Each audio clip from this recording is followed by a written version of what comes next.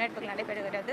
தொடர்ந்து மாநகராட்சி சார்பாக என்னென்ன நடவடிக்கைகள் எடுக்கப்படுமோ அது அனைத்துமே எடுக்கப்படும். சென்னை மாநகராட்சி போயிட்டு இருக்கு. இந்த மருத்துவமனையில் மருத்துவர்கள் பற்றாக்குறை இருக்கிறதாகவும் மருத்துவர்கள் வந்து பணியில் இல்லை அப்படிங்கிற மாதிரி சொல்றாங்க. எப்படி இல்லை, இந்த மருத்துவமனை பொறுத்த வரைக்கும் நல்ல வகையில் இருக்குது. மருத்துவர்கள் வந்து 4 மருத்துவர்கள் என்று சேவை செய்கிறார்கள். இரவு நேரங்களிலும் வந்து மருத்துவர்கள், ஏன்னா இது மெட்டர்னிட்டி ஹாஸ்பிட்டல்னால பிரசவம் முடிந்த பிறகு 4-5 நாட்கள் வந்து தாய்மார்களும் குழந்தைகளும் இங்கே தான் இருக்கக்கூடிய சூழல் இருக்கிறதுனால 24 மணி நேரமும் பயனடைய உள்ள மருத்துவமனை இது.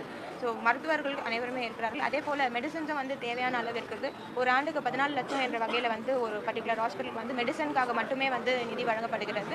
தேவையின் அடிப்படையில் வந்து கூடுதலாக தேவைப்படுகிற பட்சத்தில் வந்து மீண்டும் மாநகராட்சியிடம் தெரிவித்திருந்தால் ஹெட் ஆஃபீஸ்லேருந்து மீண்டும் அந்த நிதி வந்து வழங்கப்படும். அதே போல இந்த அம்பத்தூர் பார்த்தீங்கன்னா தனியார் மருத்துவமனை அதிகமாக இருக்கு. ஒரு அவசர சிகிச்சை, ஒரு தையல் போடணும்னாலே ஸ்டான்லி கேம்ஸ் போக வேண்டியது. ஸோ இங்கே வந்து அவசர சிகிச்சைக்கு மருத்துவமனை கொண்டு வரப்படணும். கண்டிப்பாக வரக்கூடிய சூழலாக இருந்தால் கண்டிப்பாக கொண்டு வரும். இப்போ பார்த்தீங்கன்னா மாண்புமிகு முதலமைச்சர் அவர்கள் தொகுதியில் வந்து கொளத்தூர் பகுதியில் வந்து இந்த பெரியார் நகர் மருத்துவமனை வந்து ஸ்டான்லி